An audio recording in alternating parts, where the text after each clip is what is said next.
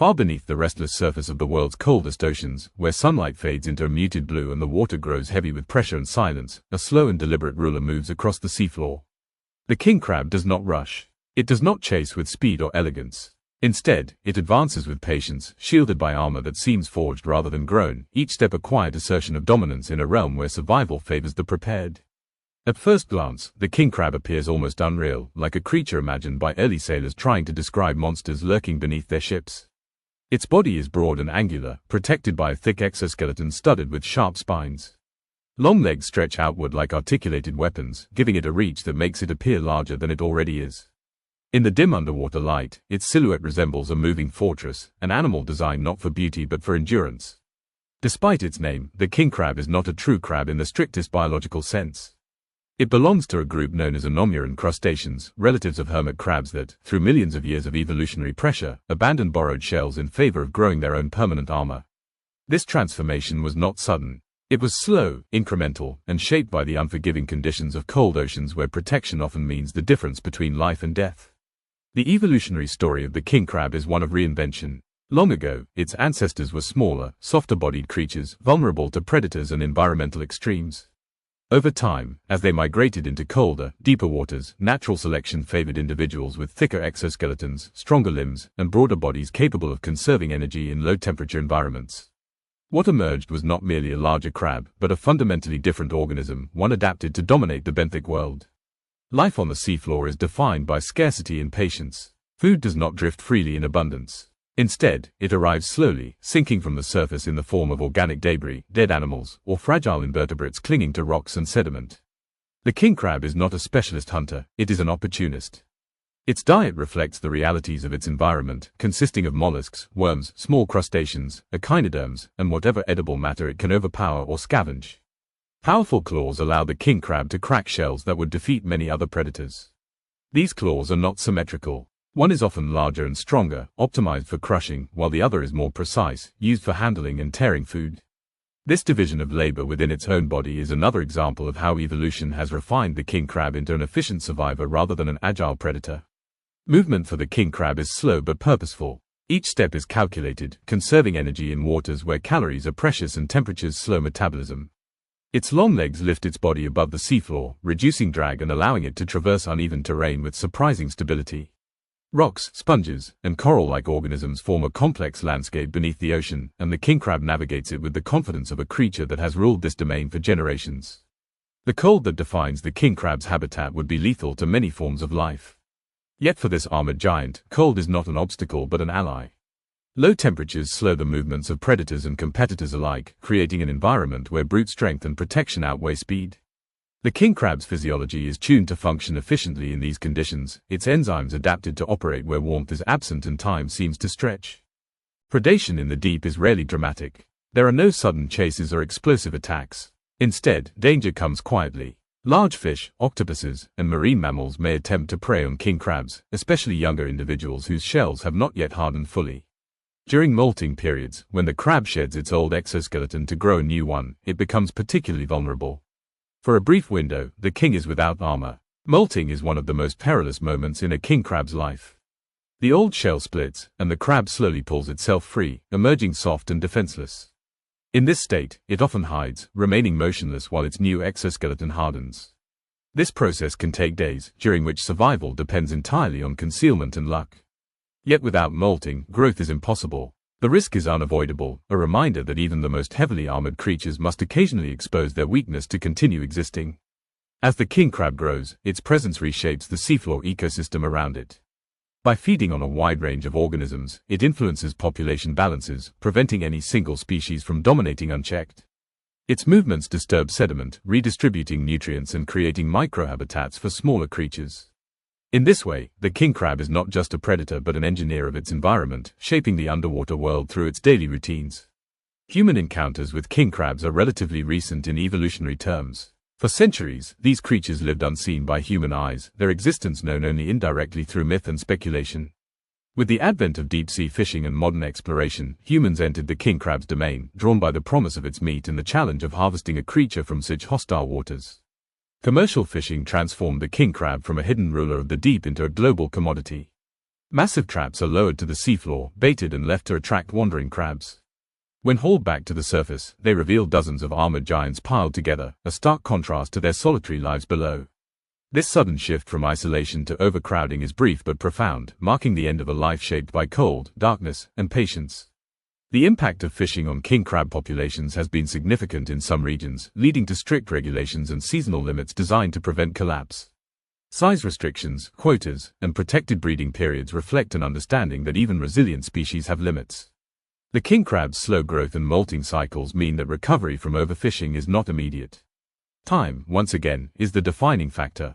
Yet despite human pressure, the king crab endures. Its story is not one of fragility, but of adaptation. From its evolutionary roots to its present-day role in both natural ecosystems and human economies, the king crab embodies the quiet strength of creatures shaped by extreme environments. It does not conquer through speed or intelligence alone, but through persistence, armor, and an unyielding presence on the frozen seafloor. In the cold silence beneath the waves, where storms above are reduced to distant vibrations and light is a memory, the king crab continues its slow march. Each step is a reminder that dominance in nature does not always roar.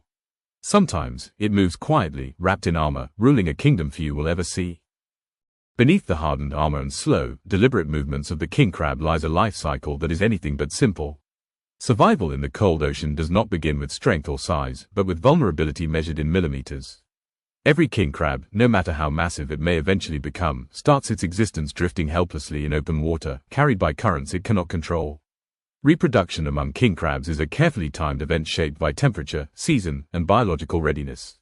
Mating typically occurs shortly after a female molts, when her exoskeleton is still soft enough to allow copulation. This narrow window is critical. Males detect receptive females through chemical cues in the water, approaching cautiously, often engaging in brief physical contact that appears almost ritualistic. There is no aggression here, no dramatic display. Energy is conserved, movements restrained, as if both animals understand the cost of unnecessary exertion. Once fertilization occurs, the female carries thousands of eggs beneath her abdomen, attached securely to specialized appendages. For months, sometimes close to a year depending on species and water temperature, she becomes a living incubator. During this period, her behavior changes subtly. She moves less, feeds selectively, and often seeks more stable environments where currents are gentle and predators fewer. Each egg represents not just potential life, but an enormous investment of energy in a world where energy is scarce. When the eggs finally hatch, the young do not resemble the armored giants they will one day become. They emerge as tiny, translucent larvae, fragile and planktonic, drifting upward into the water column. This stage is perhaps the most dangerous of all. Without armor, claws, or the ability to control their direction, larvae are exposed to a gauntlet of predators ranging from fish to other invertebrates. Mortality rates are staggering. Only a fraction will survive long enough to settle back onto the seafloor. As larvae develop, they pass through several stages, gradually acquiring more defined limbs and body structures. Each transformation is a step away from vulnerability and toward the benthic life that defines the species. When they finally descend to the seafloor, they are still small, still at risk, but now equipped with the beginnings of an exoskeleton and the instinct to hide, to remain still, to survive through invisibility rather than force. Growth for a king crab is not continuous. It occurs in sudden increments, each tied to a molting event. Before molting, the crab absorbs calcium from its old shell, storing it internally. The shell then splits, and the crab pulls itself free, expanding its soft body with water before the new exoskeleton hardens. This rapid increase in size can be dramatic, but it comes at a cost. After molting, the crab is weak, disoriented, and defenseless, often retreating into crevices or burying itself partially in sediment to avoid detection. Juvenile king crabs often aggregate in areas that provide shelter, such as rocky outcrops or dense benthic communities. This clustering behavior is not social in the traditional sense but emerges from shared survival needs. By occupying complex habitats, young crabs reduce the likelihood of encounters with predators that prefer open terrain. As they grow larger and their shells thicken, they gradually disperse, becoming more solitary and mobile. In adulthood, king crabs are largely independent. They do not form permanent groups or exhibit strong social bonds. Encounters with others of their kind are typically brief and purposeful, centered around mating opportunities or competition for food. Even then, outright combat is rare. The cost of injury is too high in an environment where healing is slow and resources limited. Instead, dominance is often established through size and presence alone. The relationship between king crabs and their environment is complex and deeply intertwined. By preying on a wide range of organisms, they help regulate benthic communities. In areas where king crab populations increase dramatically, noticeable changes can occur. Sea stars, sea urchins, and other invertebrates may decline, altering the structure of the ecosystem. These cascading effects highlight the king crab's role not just as a resident of the seafloor, but as a powerful ecological force. In some regions, king crabs have expanded beyond their historical ranges, raising concerns among scientists. One notable example involves the movement of certain king crab species into new areas where they were previously absent. In these ecosystems, local species have not evolved alongside such formidable predators. The result can be rapid and severe ecological disruption, with king crabs consuming organisms that lack defenses against them. Climate change adds another layer of uncertainty to the king crab's future. Rising ocean temperatures, shifting currents, and changes in ice cover alter the delicate balance that defines cold water ecosystems. For species adapted to narrow temperature ranges, even small changes can have significant consequences. Warmer waters may expand suitable habitats in some regions while rendering others uninhabitable, forcing populations to migrate or decline. Ocean acidification poses a quieter but equally serious threat. As seawater absorbs more carbon dioxide, its chemistry changes in ways that can affect shell formation. For organisms reliant on calcium-based exoskeletons, this presents a fundamental challenge. Thinner shells, slower growth, and increased vulnerability during molting are all potential outcomes, each undermining the king crab's primary defense. Human activity continues to intersect with the life of the king crab in complex ways. Fishing remains the most direct interaction, but pollution, habitat disturbance, and noise also play roles. Heavy equipment dragged across the seafloor can damage habitats that juvenile crabs depend on for shelter. Chemical pollutants may accumulate in tissues, subtly affecting reproduction and growth over time. Despite these pressures, the king crab demonstrates a resilience rooted in its evolutionary history. It has survived ice ages, shifting continents, and dramatic changes in ocean chemistry. Its success lies not in rapid reproduction or adaptability to warm waters, but in a finely tuned balance between protection, patience, and energy efficiency. This balance, however, is not invincible. Scientists studying king crabs often emphasize the importance of long-term observation. Short-term data can be misleading in species with slow growth and extended life cycles. Understanding population trends requires patience comparable to that of the animal itself. In this way, the king crab teaches a lesson not only about survival in nature, but about the pace at which nature truly operates. As the oceans continue to change, the future of the king crab remains uncertain but not predetermined. Its armored form still moves across the seafloor, undisturbed by surface storms and human concerns above. Each generation carries forward a lineage shaped by cold, darkness, and time, a reminder that dominance in the natural world is often quiet, slow, and enduring. In the deepest layers of the ocean, where human presence is reduced to distant vibrations and artificial lights, the king crab exists in a temporal scale entirely its own. Days and nights blur together. Seasons are felt not through sunlight but through subtle shifts in temperature, pressure, and chemistry. In this world, time does not rush. It accumulates. The king crab is not an animal of spectacle. It does not leap, soar, or sprint. Its power lies in endurance, in the ability to persist where motion itself is expensive. This endurance has shaped not only its body, but its behavior, its role in the ecosystem, and even the way humans perceive it.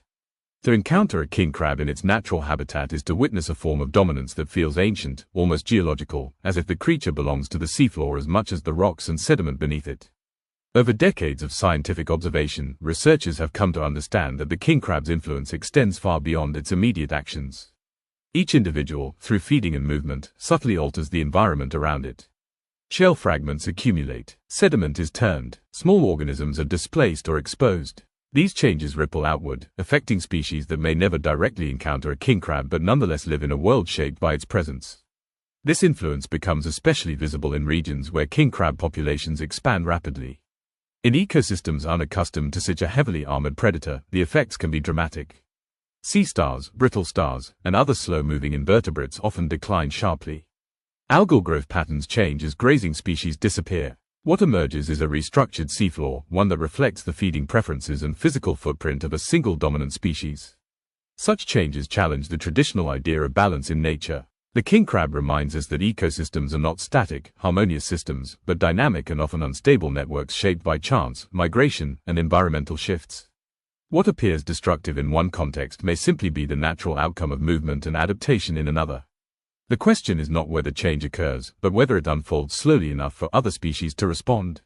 For humans, the king crab occupies a strange dual role. In the depths, it is a quiet architect of the benthic world. At the surface, it is a symbol of abundance, luxury, and economic value. This contrast is striking. The same animal that moves unnoticed across the dark seafloor becomes, once captured, a centerpiece of markets and tables thousands of kilometers away.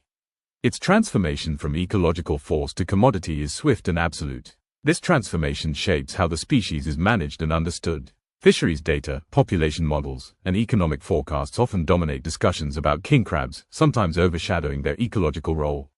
Yet sustainable management depends on recognizing both aspects of their existence. A population cannot be reduced to numbers alone. It is a living system, intertwined with countless others, each dependent on conditions that have taken millennia to stabilize.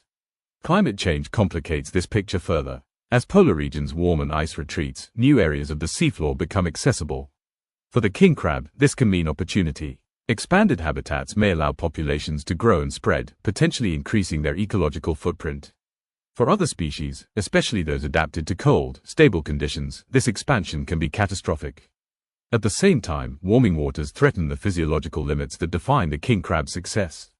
Metabolic rates increase. Molting cycles may become more frequent, raising vulnerability. Disease, once limited by cold temperatures, can spread more easily. The very armor that protects the king crab from predators offers no defense against systemic changes in the environment. Ocean acidification adds a more insidious threat. Shell formation depends on precise chemical conditions. Even slight changes in acidity can disrupt this process, leading to weaker exoskeletons and higher mortality during molting. These effects are slow, often invisible in the short term, but profound over generations. For a species that relies so heavily on armor, compromised shells strike at the core of its survival strategy. Despite these challenges, the king crab persists, not through adaptability in the rapid sense, but through resilience built over deep time. Its lineage has endured fluctuations far greater than those observed in a single human lifetime. Ice sheets have advanced and retreated. Sea levels have risen and fallen. Through it all, armored forms continued to traverse the seafloor, guided by instincts refined across ages. There is a humility in this perspective. Human concerns operate on timescales of years and decades. The king crab exists on a scale of centuries and millennia. Its struggles are not dramatic, but cumulative. Each successful molt, each avoided predator, each season survived contributes to a life defined not by moments, but by continuity. In cultural imagination, the king crab often appears as a monster of the deep, exaggerated in size and aggression. In reality, it is neither monstrous nor malicious. It is simply effective. Its form follows function with ruthless efficiency, every spine and joint shaped by the demands of a cold, dark world. There is no excess, no wasted motion, no unnecessary flourish. To study the king crab is to confront the limits of human-centered thinking. It challenges assumptions about intelligence, speed, and dominance. It suggests that survival does not always favor the cleverest or fastest, but often the most patient and well-protected. In an era defined by rapid change, this lesson feels increasingly relevant. As exploration technology advances, humans are gaining unprecedented access to the deep ocean. Cameras descend into darkness, revealing scenes once imagined but never confirmed. Among these images, the king crab appears again and again, a familiar silhouette in an unfamiliar world. Its presence is a reminder that even the most remote environments are inhabited, structured, and alive. The future of the king crab will be shaped by forces both natural and human-made. Some populations may expand, others may contract. Ecosystems will shift. Management strategies will evolve. Through it all, the king crab will continue its slow movement across the seafloor, indifferent to surface narratives, focused only on survival. In the end, the king crab does not rule through conquest or command. It rules through persistence. In the cold silence beneath the waves, where pressure is immense and light is scarce, it embodies a form of strength that does not seek attention. It simply endures. And as long as the frozen seafloor remains, marked by tracks that fade slowly into sediment, the armored giant will walk its kingdom, unseen, unhurried, and undefeated.